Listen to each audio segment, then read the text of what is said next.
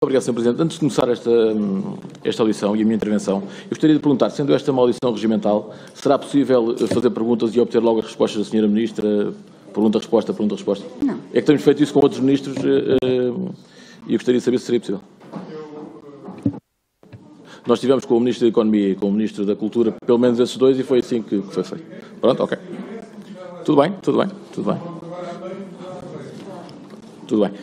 Não, é uma coisa que eu não gosto, é de mudar as regras a meio do jogo. Sim, senhor. Muito obrigado, Sr. Presidente. Cumprimentá-lo assim, cumprimentar as senhoras e senhores deputados, Sra. Ministra, senhoras Secretários de Estado. Bom, tivemos aqui hoje um Ministério que era o Ministério da Inércia, passou a ser o Ministério do Ânimo e da Esperança. E realmente bem precisam os portugueses de ter esperança numa justiça melhor. É que a justiça em Portugal não funciona. A percepção que existe da justiça em Portugal é precisamente que não funciona. Os processos demoram anos e anos e anos e anos.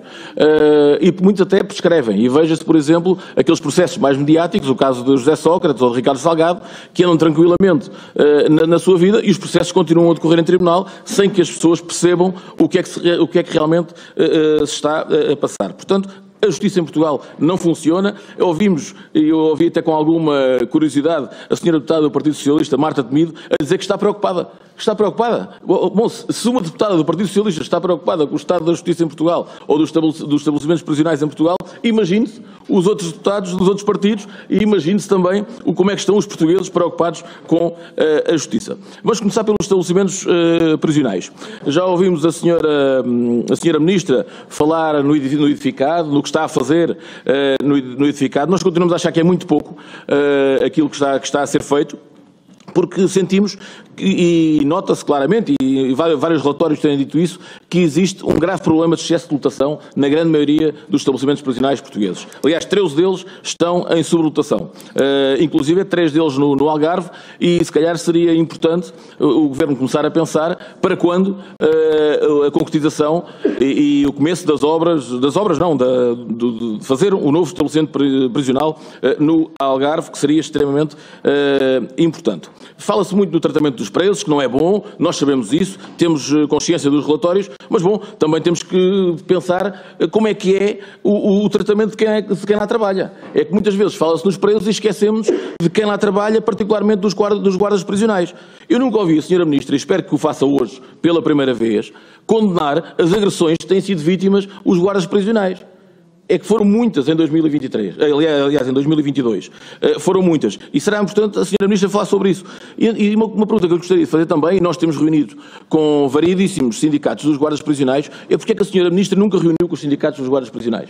Disseram-me que foi o Sr. Secretário de Estado que reuniu, mas os sindicatos gostariam de reunir com a Sra. Ministra e a Sra. Ministra nunca reuniu com eles. Sabemos que nas prisões, e particularmente em relação aos guardas prisionais, existe uma grande falta de elementos, isso também é público. A Sra. Ministra disse que houve um reforço de 150 guardas prisionais, mas aquilo que nunca diz é quantos é que saíram.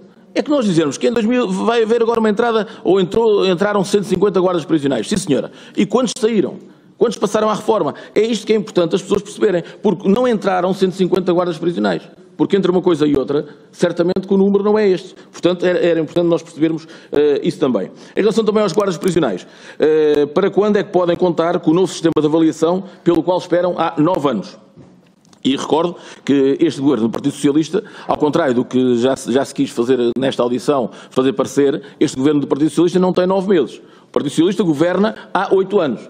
Portanto, se nada está a ser feito, é que não está a ser feito, não é de agora. E a culpa não é do anterior governo, e o anterior governo de António Costa era de António Costa. Portanto, o governo era o mesmo. No que diz respeito também às casas de função, gostaríamos de saber se ainda se mantém o processo de despejo dos guardas prisionais reformados que se mantiveram nas antigas casas de função. Também os recebemos aqui em audição no grupo de trabalho e reivindicaram e mostraram os seus problemas e têm realmente bastantes problemas. Depois, houve uma visita também ao estabelecimento prisional de Ponta Delgada e a Sra. Ministra disse aqui há pouco que tem feito visitas por todo o país e eu gostaria de saber se a Sra. Ministra tem conhecimento que quando os deputados, um grupo de deputados deste Parlamento fez a visita ao estabelecimento prisional de Ponta Delgada, que chamaram todos os elementos que se encontravam de folga para dizer que aquilo estava tudo bem e que havia muitos elementos no estabelecimento prisional. Gostaria de saber se a senhora Ministra tem ou não conhecimento deste caso. Vamos agora falar um pouco de corrupção. O relatório do GRECO, relativo ao ano 2021, dá conta de que Portugal aplicou totalmente apenas 3 das 15 recomendações do Grupo de Estados contra a corrupção, tendo 7 recomendações sido parcialmente aplicadas e 5 ficado por aplicar. E nós sabemos que a corrupção em Portugal é realmente um fenómeno que para quem vê televisão, todos os dias aparecem fatores novos e casos novos de corrupção. A Transparência Internacional publicou o Índice de Percepção de Corrupção e diz que em Portugal o combate à corrupção é débil e está estagnado, com níveis de risco de corrupção percepcionados como agravados, a que se soma a falta de transparência e controle no setor da defesa e segurança nacional. A aplicação de medidas anticorrupção em Portugal é fraca e lenta. Isto é um relatório da Transparência Internacional que diz isto. E agora, é importante que a senhora Ministra responda. Entende o Governo que a Estratégia Nacional Anticorrupção tem estado a produzir os resultados esperados? Nós achamos que não, até porque Portugal baixou mais uma posição, já está em 33º, vamos baixando, e imagine-se que já fomos apanhados pela Lituânia e estamos atrás do Botsuana. É importante nós percebermos isto, do Botsuana. E é importante que os portugueses lá em casa percebam bem de quem é que já estamos atrás. Ou seja, a corrupção em Portugal não se combate. Fala-se em gabinetes contra a corrupção, fala-se em grupos de trabalho. O que é certo é que nada funciona a nível da corrupção em Portugal. E particularmente a corrupção política, que tem sido totalmente ignorada por este Governo. Em relação aos serviços de registro, há mais de 20 anos que não é feito nenhum recrutamento de novos conservadores e oficiais de registro. Para quando há abertura para os conservadores e oficiais de registro? Repare-se que as conservatórias cada vez têm menos gente, cada vez estão mais desfalcadas, os processos estão cada vez mais atrasados, portanto, urge fazer alguma coisa em relação a isto. Entretanto, os funcionários judiciais entregaram um pré-aviso de greve para um mês.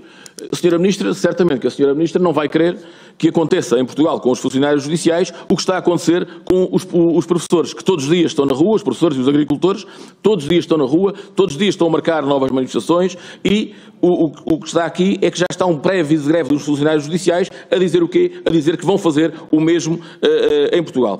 Quando é que a senhora Ministra pensa resolver os seus problemas, particularmente o preenchimento dos lugares vagos na carreira dos oficiais de justiça, a abertura de procedimentos para o acesso a todas as categorias da carreira, a integração do suplemento de recuperação processual no vencimento, a inclusão num regime especial de aposentação e de acesso ao regime de pré-aposentação e a revisão do estatuto profissional. E é importante nós falarmos isto também, é que as horas extraordinárias não são pagas aos funcionários judiciais. Eu gostaria de saber quando é que a senhora Ministra pensa também em resolver esta situação dos funcionários judiciais, porque é uma situação extremamente importante, que envolve muitíssimas pessoas, envolve muitíssimas vidas, e é importante nós percebermos também o que é que a senhora Ministra pretende em relação a isto. E para terminar, uma pergunta sobre o cadastro de terras, uma pergunta que já foi feita à senhora Ministra, mas que nesta altura já deve ter dados mais